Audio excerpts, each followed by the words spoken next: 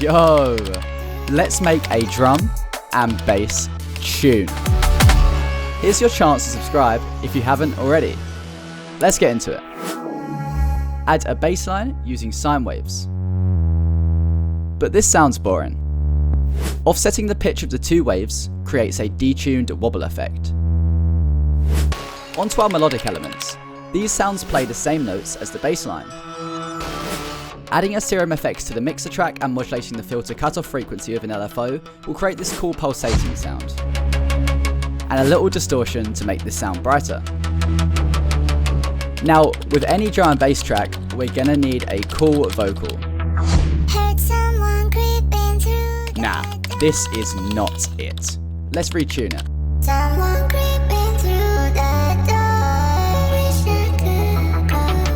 That's way better.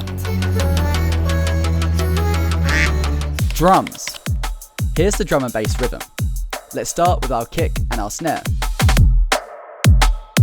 And a ride. And some hats and crashes. We can remove the hi-hat to take out energy.